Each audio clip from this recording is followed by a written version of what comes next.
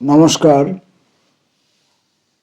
নিজের শিক্ষা, নিজের বোধ বুদ্ধি, ব্যক্তিগত শিক্ষা,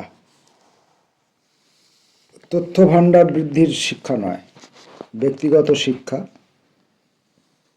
নিজেকে তৈরি করবার জন্যে যে শিক্ষার দরকার এবং নিজের বোধ বুদ্ধি চিন্তা ভাবনা একে সমৃদ্ধ করার জন্যে যে শিক্ষা দরকার এবং নিজের বোধ বুদ্ধি চিন্তা ভাবনা যেটুকু অর্জিত হলো বা যেটুকু অর্জিত হলো না সেটাকে প্রকাশ করবার জন্যে যে শিক্ষা দরকার তার একটা লড়াই আমি করছি আমার এই ইউটিউব ভিডিওগুলোর মাধ্যমে। বেশিরভাগ ক্ষেত্রেই আমি কবিতা পড়ে থাকি, কখনো কখনো গদ্য পাঠের সুযোগ পেলে পড়ে থাকি। গদ্য পড়া একটু কঠিন কাজ, তথাপি একটু চেষ্টা করি। তো আগের দিনকে একটি ভিডিওতে আমরা আপিলা চাপিলা পাঠ শুরু করেছিলাম, প্রথম পর্বটা পড়েছিলাম। দ্বিতীয় পর্বটা যখন গতকাল পড়তে যাই তখন বর্তমান দেশে প্রতিবেশী এসে এবং পৃথিবীর বিভিন্ন প্রান্তে যে উন্মত্ত জনগণকে দেখতে পাই, যে অসভ্য মানুষকে দেখতে পাচ্ছি, তাদের যে আচরণ, তাদের যে কথাবার্তা, তাদের যে আদর্শহীনতা, দক্ষতা রয়েছে অথচ আদর্শ নেই, যা দেখছি তা দেখে খানিকটা হতাশাগ্রস্ত হয়েছি। সেই হতাশাগ্রস্ত হওয়ার জন্য গতকালকে আমি আপিলা চাপিলা আর পড়তে পারিনি। তার জায়গায় আমি কিছু অবান্তর কথাবার্তা বলেছি, যেগুলো আমি বাজে কথা বলে থাকি, বাজে কথা বলে ভিডিওর মধ্যে ধরে থাকি, সেরকম কিছু বাজে কথা বলেছি। পরে আমি উপলব্ধি করে দেখলাম যে যারা দক্ষ লোক তাদের মধ্যে যদি অমানবিক গুণের ঘাটতি হয় তাহলে আমার দক্ষতা নেই বলে আমি আক্ষেপ করব কেন? বরং আমি মানবিক গুণ সংগ্রহ করার জন্য আমার যাবতীয় অদক্ষতা দিয়েই প্রচেষ্টা চালিয়ে যাই। এই ভেবে আজ আমি আপিলা চাপিলা থেকে দ্বিতীয় পর্বটি পড়বার জন্য এসেছি।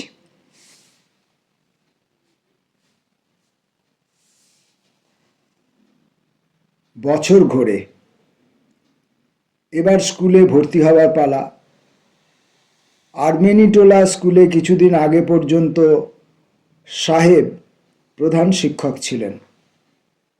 আমি যখন ভর্তি হতে গেলাম এক বাঙালি খ্রিস্টান ধর্মী ভদ্রলোক, একদা সম্ভবত সৈন্যবাহিনীতে ছিলেন, বীরেন্দ্র কুমার বিশ্বাস, প্রধান শিক্ষকের পদে আসেন। কড়া মানুষ, কোনো বিষয়ই তেমন পড়াতেন না, তবে স্কুলের নিয়ম অনুশাসন রক্ষা করতেন সুদক্ষভাবে। ক্লাস চলাকালীন প্রায়ই করিডোর দিয়ে হেঁটে বেড়াতেন, লক্ষ্য করতেন কোথাও শোরগোল হচ্ছে কিনা বা কোনো ছেলে দুষ্টুমি করছে কিনা। তার হাতে ছড়ি, আমাদের দিকে মাঝে মাঝে তাকিয়ে হয়তো কপট রাগেই বলতেন, আমার বেতটা দেখেছ? তোমাদের চাইতে লম্বা। ভয়ে সিটিয়ে থাকতাম তাই শুনে। মুশকিল হলো ভর্তি হবার দিনই। একটা পরীক্ষা দিতে হবে। তৃতীয় শ্রেণীর জন্য নির্দেশিত কক্ষে 3টি সারণিতে বেঞ্চিগুলি সাজানো। আমি বসেছি তৃতীয় সারণীর একেবারে শেষের দিকে। ছেলেরা উচ্চ অনুচ্চ স্বরে নিজেদের মধ্যে কথাবার্তা বলছে। এমন মুহূর্তে যিনি ক্লাস শিক্ষক, নামটি এখন মনে আছে, হেরম্বচন্দ্র ঘটক, অনেকে তাকে রঙ্গ করে ডাকতেন মিস্টার হর্স। ঘটকের উচ্চারণ নৈকট্য হেতু। তো তিনি প্রথম সারণীর ছেলেদের সামনে দাঁড়িয়ে বলতে শুরু করলেন, লেখো। কোনো সরল বাংলা বই থেকে 8-10টি পংক্তি ধীরে ধীরে বললেন। আমি কিন্তু বসেই রইলাম। আমার ধারণা হলো উনি তো প্রথম সারণীর সামনে দাঁড়িয়ে বলেছেন, তৃতীয় সারণীতে উপবিষ্ট আমি কেন লিখতে যাব? যে সাদা কাগজগুলি আমাদের মধ্যে বিলি করা হয়েছিল, মিনিট 15 বাদে তা নিয়ে নেওয়া হলো। আমার কাগজটি অবশ্য সাদাই থেকে গেল, আঁচড়বিহীন। ঘন্টা দেড়েক বাদে বাবা প্রধান শিক্ষকের সঙ্গে দেখা করতে এলেন। তিনি সবিনয়ে বললেন, আপনার ছেলের এখনো ভালো করে বোধোদয় হয়নি, কিছুই লিখতে পারেনি। বাড়িতে একটু শিখিয়ে পড়িয়ে না হয় আগামী বছর ভর্তি করাবেন। বাবা জানালেন, বাড়িতে লেখাপড়ার ব্যাপারে আমি অনেকটাই এগিয়ে গেছি। প্রধান শিক্ষক মশাই কি ভাবলেন, বিশ্ববিদ্যালয়ের শিক্ষকের সন্তান শেষ পর্যন্ত ভর্তি করে নিলেন। যতদূর মনে পড়ে, আমরা বোধহয় সব শুদ্ধ 30-35 জন ছেলে ওই তৃতীয় শ্রেণীতে ছিলাম, প্রায় অর্ধেক হিন্দু অর্ধেক মুসলমান। সরকারি স্কুল বলেই বোধহয় মুসলমান ছাত্ররা একটু বেশি পরিমাণে ওখানে পড়তে আসতো। হিন্দু ছাত্রদের শ্রেণীবিন্যাস উচ্চবিত্ত থেকে বড়জোর নিম্ন মধ্যবিত্ত পর্যন্ত, কিন্তু মুসলমান ছাত্রদের মধ্যে অনেকেই আশেপাশের মহল্লার বস্তি থেকে এসেছে। তাদের বাড়িতে শিক্ষার আদৌ কোনো ঐতিহ্য ছিল না। পরিবার থেকে তারাই প্রথম যারা স্কুলে ভর্তি হয়েছে। শিশুরা সম্ভবত খুব নিষ্পাপ হয়। অমুকরা হিন্দু, তমুকরা মুসলমান, এই বোধ হয়তো ছিল, তবে তা থেকে কোনো বিকৃত সিদ্ধান্তে পৌঁছবার উৎসাহ কারো চোখে পড়েনি। স্কুলের চৌহদ্দির মধ্যে সবাই সমান, সবাই সবাইকে বন্ধুভাবে মেনে নিয়েছি। কখনো কখনো ঝগড়া হয়েছে, কিন্তু সেই কলহ সাম্প্রদায়িক বিষে জর্জরিত হয়নি। উপরের ক্লাসে যারা পড়তেন তারা আমাদের কাছে নায়ক তুল্য। খেলাধুলার উদ্যোগে হোক, নাটক আবৃত্তিতে হোক, কিংবা পুরস্কার বিতরণী অনুষ্ঠানে স্কুল বাড়ি সাজানোর উপলক্ষ হোক, তাদের প্রধান ভূমিকা নিয়ে আমাদের ছোটদের মধ্যে সোচ্চার অথবা অর্ধ উচ্চারিত কৌতূহল আর উৎকণ্ঠা। উঁচু ক্লাসে পড়তেন ঢাকার নবাব বাড়ির ছেলে ইউসুফ রেজা। হকিতে তিনি তুখোর। ইউসুফদা বড়লোকের বাড়ির ছেলে, নিয়মিত স্কুলে আসতেন না তেমন, তবে অন্য কোনো স্কুলের সঙ্গে হকি খেলার প্রস্তাব এলেই তাঁকে খবর পাঠানো হতো। তিনি হাজির হয়ে আমাদের কৃতার্থ করে দিতেন। কিংবা ধরা যাক দোলারদার কথা, স্কুলের পশ্চিম উত্তর প্রান্ত সংলগ্ন মসজিদ বাড়ির পাশের বস্তিতে থাকতেন, কিন্তু যখন বাইরে বের হতেন পোশাকে খুব কেতাদুরস্ত। দোলারদা বেশ কয়েক বছর ধরেই প্রবেশিকা পরীক্ষা দিয়ে আসছিলেন, কৃতকার্য হচ্ছিলেন না। তাতে কি, আমাদের স্কুলের যে কোনো সমস্যার আসান করতে হলে তো দোলারদারই ভরসা। বনভোজনে যেতে হবে, দলপতি দোলারদা। টিচার্স ট্রেনিং কলেজের শিক্ষার্থীদের সঙ্গে আমাদের স্কুল দলের ক্রিকেট অথবা ফুটবল খেলার ব্যবস্থা হয়েছে, নেতৃত্বে দোলারদা। গ্রীষ্মকালে প্রভাতী স্কুল, গ্রীষ্মাবকাশের ছুটি শুরু হবার দিন মাস্টারমশাইদের ফুল দিয়ে কবিতায় বন্দনা রচনা করে সম্ভাষণ জানাতে হবে, প্রধান উদ্যোক্তা দোলারদা। ঈদুল শরীফ অনুষ্ঠানে দোলারদা, এমনকি সরস্বতী পুজোর ব্যাপারেও প্রধান পরামর্শদাতা দোলারদা। মাস্টারমশাইদের মধ্যে অধিকাংশই হিন্দু, একজন দুজন করে মুসলমান শিক্ষক সবেমাত্র যোগ দিচ্ছিলেন। পরাধীন দেশের আর্থিক দুর্দশা তখন চরমে। সরকারি স্কুলে তাও মাস্টারমশাইরা 75 টাকা করে মাইনে পেতেন এবং কাজের স্থিরতা ছিল। অন্যপক্ষে বেসরকারি স্কুলে মাইনের হার সরকারি স্কুলের মাইনের অর্ধেকেরও কম। একটু উঁচু ক্লাসে পৌঁছবার পর আমাকে এক ভদ্রলোক বাড়িতে অঙ্ক পড়াতেন। তিনি পদার্থবিদ্যায় বিএসসি, প্রথম শ্রেণীতে প্রথম, এমএসসিতেও বিটিতেও প্রথম শ্রেণী। শহরের পশ্চিম প্রান্তে একটি উচ্চ বিদ্যালয় মাসিক 25 টাকা মাইনেতে কাজ করতেন।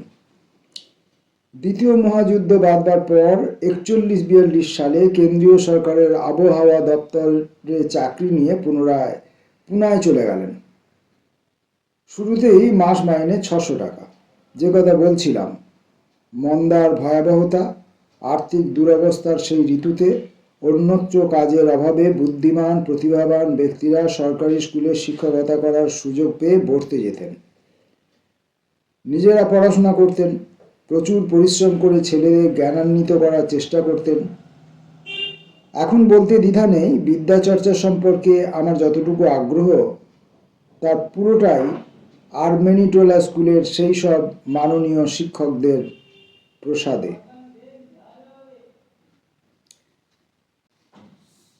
নিচের এবং উপরের ক্লাসে যে যে বইগুলি পড়ানো হতো তাদের কিছু কিছু স্মৃতি এখনো মুছে যায়নি।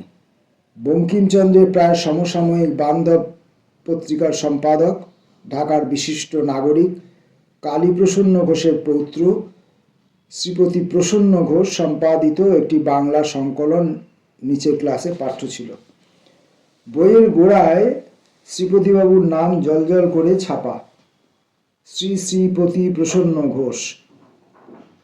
আমি বরাবর বলতাম শ্রী শ্রীপতি প্রসন্ন ঘোষ, অর্থাৎ তাঁর উপর দেবত্ব আরোপ করতাম।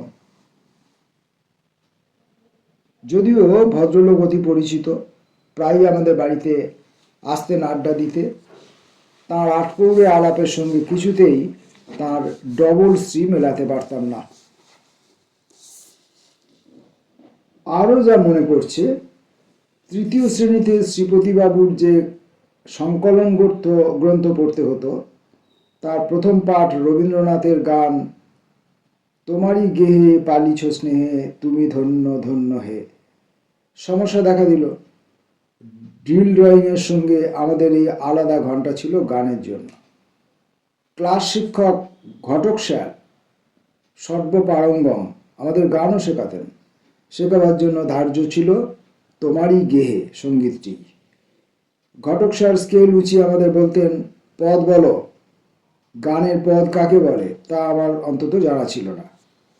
সুতরাং বছর ভরেই আমার ভাগ্যে জুটত স্কেলের বাড়ি, কিছুতেই আর তোমারই গেহে গানটি শেখা হলো না। যেটা বলতে খুব আনন্দ পাচ্ছি, 42-43 বছর বাদে যখন রাজ্যের মন্ত্রী হিসাবে রাইটার্স বিল্ডিংয়ে বসা শুরু করেছি, হঠাৎ একদিন বেলঘড়িয়া কিংবা বন হুগলি থেকে ঘটক স্যার কাঁপা কাঁপা অক্ষরে এক আশীর্বাদ ভরা চিঠি পাঠালেন। যত্ন করে রেখে দিয়েছি চিঠিখানা। ব্যায়াম শিক্ষক ছিলেন পঞ্চানন গঙ্গোপাধ্যায়। প্রথাগত কুচকাওয়াজ তো আমাদের দিয়ে করাতেনি, সেই সঙ্গে স্কুল প্রাঙ্গণে সবাইকে জড়ো করে ঊর্ধ্ব গগনে বাজে মাদল, নিম্নে উতলা ধরণী তল এর সুরের সঙ্গে তাল মিলিয়ে হাত পা ছোড়াছুড়িতেও অভ্যস্ত করাতেন। অঙ্কন শিক্ষক শরৎচন্দ্র চট্টোপাধ্যায়, সম্ভবত আর দেশের মানুষ, খুব বেশি চেঁচামেচি করলে জুলপির উপর চুল ধরে টানতেন। কিন্তু অন্য সময় প্রশান্ত সমাহিত, ব্ল্যাকবোর্ডে রঙিন খুঁড়ি বুলিয়ে বলতেন, এমনি করে এমনি করে। আমরা তাকে অনুসরণ করছি কিনা তা নিয়ে তার উদ্বেগ ছিল না, বলেই প্রথম বছর বাৎসরিক পরীক্ষায় একটি পাখি আঁকতে বলায় আমি 3টি এঁকে 50-এ 3 পেয়েছিলাম। তাতে অবশ্য প্রমোশন আটকায়নি। সংস্কৃতের পণ্ডিত মশাই প্রিয়নাথ বিদ্যাভূষণ দ্বারা সংকলিত একটি গ্রন্থ উপরের ক্লাসে আমাদের পাঠ্য। সম্ভবত প্রবেশিকা পরীক্ষায় সেই গ্রন্থ থেকে প্রশ্ন করা হতো। পণ্ডিত মশাই কৃত এই সংকলনের কথা নিজের করে মনে আছে, বিশেষ করে মনে আছে কারণ তাতে বুদ্ধদেব বসুর একটি কবিতা ছিল। তাতে বুদ্ধদেব অস্বীকার করেছেন তার জীবনের সর্বোচ্চ উচ্চাভিলাষ গ্রামে গিয়ে কৃষিকাজে নিজেকে নিয়োগ করা। কবে কোন মাহেন্দ্র লগ্নে যে তিনি কবিতাটি রচনা করেছিলেন, পরে মাঝে মাঝেই লোভ হয়েছে বুদ্ধদেব বসুকে জিজ্ঞাসা করি, পাছে তিনি লজ্জা পান। প্রতিবারই নিজেকে সম্বরণ করেছি। সরকারের স্কুল, মহামান্য ইংরেজ সরকারের, সুতরাং ইতিহাস পাঠের অর্ধেকটা জুড়ে ইংল্যান্ডের ইতিহাস, বাকিটা ভারতের। প্রবেশিকা পরীক্ষায়ও ইতিহাসের এই 2টি ভাগ বজায় ছিল। 1936 সাল আমি স্কুলের নিচের শ্রেণীতে। জানুয়ারি মাসে সম্রাট পঞ্চম জর্জের রজত জয়ন্তী অভিষেক। স্বদেশী পরিবার থেকে এসেছি, তাতে তো ব্যত্যয় ঘটবার নয়। সারা স্কুল জুড়ে খানাপেনা হলো, আমরা নিমন্ত্রিত, আমাদের অভিভাবকরা পর্যন্ত। পরেও আরেকবার মহোৎসবের আয়োজন হয়েছিল আমাদের স্কুলে। প্রধান শিক্ষক মহাশয় একটু বেশি বয়সে 1940 সালে বিবাহ করলেন। আমাদের আনন্দ ধরে না। ব্র্যান্ড বাজলো, বিউগল বাজলো, স্কুলে 400 ছাত্র খানাপিনা করলো, পরের দিন ছুটি ঘোষিত হলো, যেমন হয়েছিল পঞ্চম জর্জের জয়ন্তী উৎসবের পরের দিন। বাড়িতে হয়তো আগেই ABCD তালিম নেওয়া হয়েছিল, কিন্তু স্কুলে রীতিমতো ইংরেজি শিক্ষার শুরু। বহু বছর ধরে টিচার্স ট্রেনিং কলেজের অধ্যক্ষ ছিলেন মাইকেল ওয়েস্ট। তিনি ছাত্রদের ভালো করে ইংরেজি শেখাবার সুবিধার জন্য অভিনব পদ্ধতিতে একটি পাঠ্যপুস্তক রচনা করেছিলেন, নিউ মেথড রিডার। একেবারে গোড়ায় ইংরেজি অক্ষরমালা চেনানো, তারপর বিএটি ব্যাট, সিএটি ক্যাট পর্যায়। প্রতি খণ্ডে হয়তো 15-20টি অধ্যায়, কোনোটিও গল্প, কোনোটি কবিতা, কোনোটি হয়তো প্রবন্ধ, সরল শব্দের সমারোহে। সেই সঙ্গে ছবির ব্যবহার। প্রতিটি অধ্যায়ের পর লেখা থাকতো, তুমি এখন 25টি শব্দ জানো, বা 850টি, কিংবা 1000। আর ছিল ভারতীয় পুরাণ থেকে অথবা আরব্য উপন্যাস থেকে সরলীকৃত কিছু উপাখ্যান, নয়তো কোনো ইংরেজি বাচ্চাদের ছড়া। ধাপে ধাপে এগিয়ে যাওয়া, কবিতার ছন্দ শেখা, পাশাপাশি এখানকার ওখানকার নানা ইতিবৃত্ত। আলাদিনের আশ্চর্য প্রদীপের ওয়েস্ট সাহেবের বই থেকে আমি প্রথম জানতে পেরেছিলাম। অথবা সেই ভয়ঙ্কর দানবের কথা, যে বলতো, fee fi fo fum, I smell the smell of a man, be he alive or be he dead, I shall eat me with my blade. Ali Baba আর সেই 40 দস্যুর কাহিনীও ওয়েস্ট সাহেবই আমাদের প্রথম শুনিয়েছিলেন। একটু একটু করে এগোতাম আর মনে মনে আওড়াতাম এতগুলি ইংরেজি শব্দ। আমরা এখন জানি প্রভুদের ভাষার শব্দ, প্রভুদের ভাষার শব্দ। তবে শিক্ষার বাহন কিন্তু পুরোপুরি বাংলাই ছিল। ইতিহাস, ভূগোল, গণিত সবকিছুরই পাঠ্যপুস্তক বাংলাতে। ইতিহাস, ভূগোল চর্চার ক্ষেত্রে আমাদের স্কুলে খানিকটা অভিনবত্ব আগেই উল্লেখ করেছি। ইতিহাস পাঠের দুটো ভাগ, ইংল্যান্ডের আর ভারতের। প্রধান ঐতিহাসিক চরিত্রদের মুখে শিক্ষক মশাইরা কাল্পনিক ভাষণ রচনা করে বসিয়ে দিতেন। ভাষণে তাদের উজ্জ্বল কীর্তি ধরা পড়ত। তেমনি ভূগোলের ক্ষেত্রেও বাঘা বাঘা পর্যটকদের মুখে তাদের রোমাঞ্চকর ভ্রমণের বৃত্তান্ত উল্লিখিত হতো। যেমন মার্কো পোলো, অলবিরুনি, অথবা নামটা যতদূর মনে পড়ছে লাতিন পরিব্রাজক রুবরুকি। বিভিন্ন শ্রেণী থেকে একটু চোখে মুখে কথা কওয়া ছেলেদের বেছে নিয়ে তাদের দিয়ে এইসব ভূমিকায় ভাষণ বলার সঙ্গে হাত পা নেড়ে অভিনয় করার ব্যবস্থা ছিল দেদার। পরন্ত বিকেলে স্কুল ছুটি হবার আগে দোতলায় ট্রেনিং কলেজের লেকচার গ্যালারিতে ছাত্রদের জোগাড় করে ঐতিহাসিক কিংবা ভৌগোলিক চরিত্রে অভিনয়ের আয়োজন, যথাযথ পোশাক পরিয়ে, এমনকি গোঁফ দাড়ি পরচুলার ব্যবস্থা করেও। একই সঙ্গে পড়াশোনা তথা বিনোদনের সমাহার। আরও যে ব্যাপারটা ছিল, বছরের গোড়ার দিকে জানুয়ারি ফেব্রুয়ারি মাসে প্রতিটি ক্লাসেই বিটি কলেজের শিক্ষার্থীরা উপর থেকে এসে আমাদের পড়ানোর ভার নিতেন। এটা তাদের পাঠ্যক্রমের অন্তর্ভুক্ত সূচি, তথাকথিত কেজো অনুশীলন। তারা কীরকম পড়াচ্ছেন, ছাত্রদের মধ্যে কতটা আগ্রহ উৎসাহ সঞ্চার করতে পারছেন, পড়াতে গিয়ে তাঁদের জিভ শুকিয়ে যাচ্ছে কিনা, এইসব বিষয়ে তাঁদের পরীক্ষা নেওয়া হতো। পরীক্ষক মশাইরা এ সমস্ত কিছু দেখে এবং শুনে ক্লাসের এক কোণে বসে তাদের মন্তব্য নোট খাতায় পেশ করে চলে যেতেন। পাঠরত বিটি ক্লাসের বাচ্চা মাস্টারমশাইরা যেমন আসতেন, তেমনি আসতেন কচি দিদিমণিরাও। দিদিমণিদের মধ্যে ভালো মানুষ কাউকে কাউকে নিয়ে আমরা একটু মজাও করতাম। আর আমাদের খোদ মাস্টারমশাইরাও দিদিমণিদের খেপাতেন, বলতেন, আমাদের ছেলেরা আপনাদের এত ভালোবাসে যে আপনারা চলে যাওয়ার পরও কিছুদিন আমাদের স্যার না বলে দিদিমণি সম্বোধন করে ওরা। স্কুলের নিচের ক্লাস থেকে শুরু করেই কিংবা তার আগেই পাঠ্যপুস্তকের গণ্ডি অতিক্রম করে যে কোনো বইয়ের দিকে আমার ঝোঁক।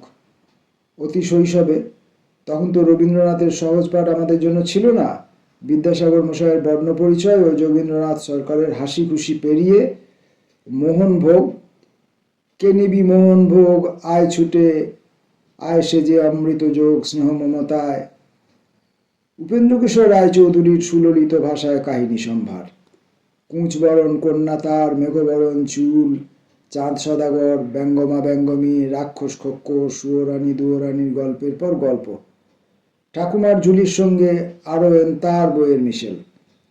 এখন আর মনে আনতে পারি না কোথায় পড়েছিলাম।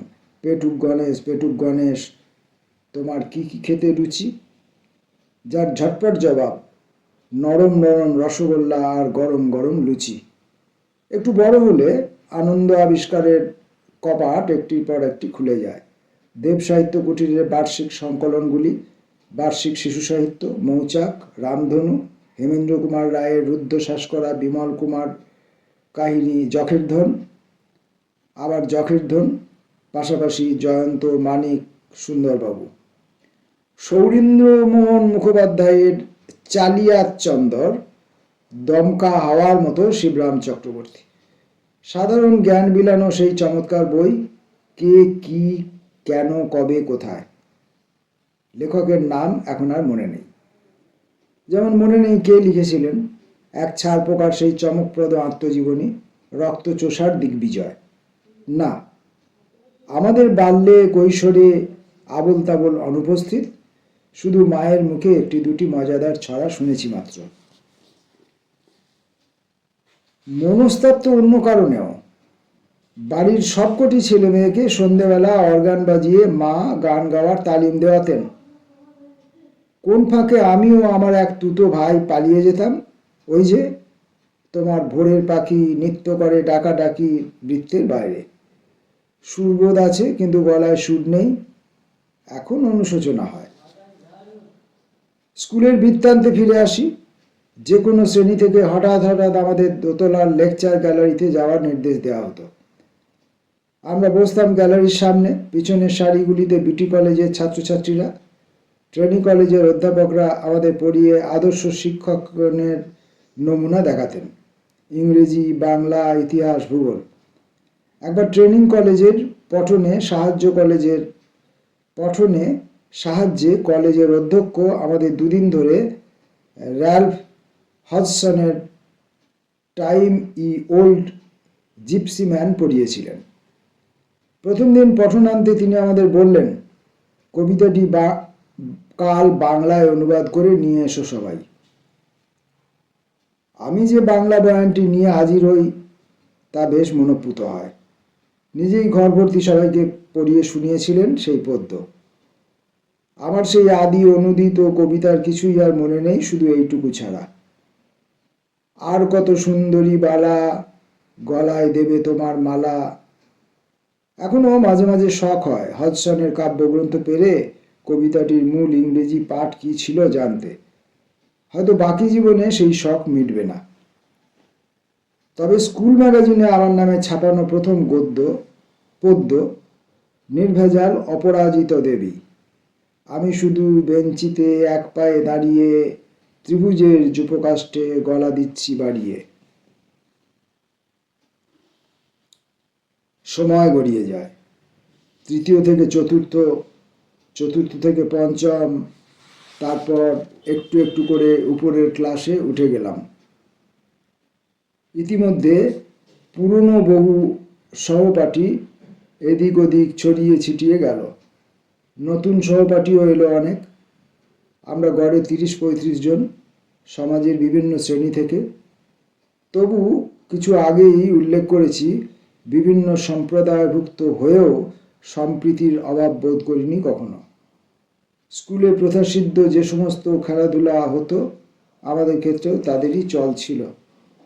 স্কুলের সামনের দিকে বিস্তীর্ণ মাঠ, পিছনেও পিছনের মাঠটাকে বলতাম বিটি ফিল্ড, টিচার্স ট্রেনিং, কলেজের ছাত্রদের থাকবার হোস্টেল সংলগ্ন বলে। খেলা হতো ফুটবল, হকি, ক্রিকেট, হাডুডুডু কিংবা বাস্কেটবল। তাছাড়া ব্যবস্থা ছিল অন্য একটি ক্রীড়ার, বোধহয় পৃথিবী থেকে যা ইতিমধ্যে বিলুপ্ত, আমরা বলতাম হ্যান্ডবল। ফুটবলের তুলনায় অনেক ছোট ছোট খেলা, ছোট মাঠে খেলা। মাঠের মধ্যবিন্দুতে ফুটবলের মতোই রেফারি মশাই বাঁশি বাজাবার সঙ্গে সঙ্গে শুরু হয়ে যেত খেলা। হাতে ড্রিবল করে অন্য পক্ষের গোলে বল ঢোকাবার লড়াই, ফাউল ছিল, এমনকি পেনাল্টি কিকও ছিল। স্কুলের তত্ত্বাবধানে এই প্রতিযোগিতামূলক খেলা হতো হকি, ফুটবল, ক্রিকেট, বাস্কেটবল বিভিন্ন ক্লাসে ছাত্রদের মধ্যে। দল বাছাই নিয়ে উত্তেজনা ছিল, কারো হরিশ কারো বিষাদ। প্রতিযোগিতায় জেতা হারা নিয়েও সমান উত্তেজনা। পেনাল্টি কিকের মতো রাজবাড়ির শব্দ আমাদের জিভে ঠোঁটে ঠিক আসতো না, বলতাম প্ল্যান্টিক। কলেজে উঠেও এই শব্দটি উচ্চারণ করেছি বলে মনে পড়ে। আরেকটি মজার ব্যাপার চালু তখন ছিল, প্রতিযোগিতায় কোনো ক্লাসে হেরে গেলে সঙ্গে সঙ্গে তারা প্রতিবাদপত্র লিখতে বসত। আমাদের যিনি ব্যায়াম শেখাতেন তিনিই ছিলেন ক্রীড়া শিক্ষক। চিঠি যেত তারই কাছে, যথা আমাদের অমুক সময়ে একটি প্ল্যান্টিক প্রাপ্য ছিল, আমাদের তা দেওয়া হয়নি। যথা এই প্রতিযোগিতায় নিয়ম, প্রতিযোগীরা কেউই 4 ফুট 9 ইঞ্চির বেশি লম্বা হতে পারবে না, কিন্তু আমাদের প্রতিপক্ষের অমুক ছেলেটি কোমরে রশি বেঁধে নিজের দৈর্ঘ্য 1.5 ইঞ্চি কমিয়ে এনেছিল, সুতরাং ওই দলকে অবৈধ ঘোষণা করতে হবে এবং পরের রাউন্ডে আমাদের উত্তীর্ণ করতে হবে। আজকের পড়া এই পর্যন্ত রেখে বন্ধ করছি, কারণ পর্বটি বড় আর বিবৃতিমূলক এবং এতটা একসঙ্গে পড়লে আমার পাঠেও যেমন অসুবিধে হচ্ছে, তেমনি যারা শুনতে চাইবেন তাদেরও কিছু অসুবিধা ঘটতে পারে। একটা জিনিস শুধু বুঝতে পারলাম যে ইংরেজ আমলেও আমাদের বাংলা শিক্ষার যতটা সুযোগ সুবিধা ছিল, যতটা বাংলা শিক্ষার প্রতি যত্ন নেওয়া হতো, বাংলার রচনাগুলিকে যতটা পাঠ্যভুক্ত করা হতো, আজকে স্বাধীন ভারতের এত বছর পরে এসে কোথাও যেন আমরা আমাদের নিজেদের ভাষা, আমাদের নিজেদের শিক্ষা ইত্যাদির প্রতি অনেক বেশি উদাসীন হয়ে পড়েছি। এবং আমাদের ছেলেমেয়েরা, আমাদের পরবর্তী যুগের ছেলেমেয়েরা, আমাদের নাতি নাতনিরা ক্রমশই ইংরেজি শিক্ষা এবং সঙ্গে সঙ্গে খানিকটা হিন্দি ভাষায় তালিম নেওয়ায় দক্ষ হয়ে উঠছে। কেউ কেউ আবার আরও বিভিন্ন বিদেশি ভাষাতেও দক্ষ হয়ে উঠছে, কিন্তু তারা কেউই নিজের ভাষার প্রতি দক্ষতা অর্জন করছেন না, নিজের ভাষার প্রতি তাদের কোনো শ্রদ্ধাবোধ আমরা তৈরি করতে পারছি না। এই ব্যর্থতা আমাদের। হয়তো বাঙালি এবং বাংলা ভাষা কোনো একদিন বিলুপ্তও হয়ে যেতে পারে, জানি না, দেখা যাক। ফিরে আসবো পরের দিনের পাঠে।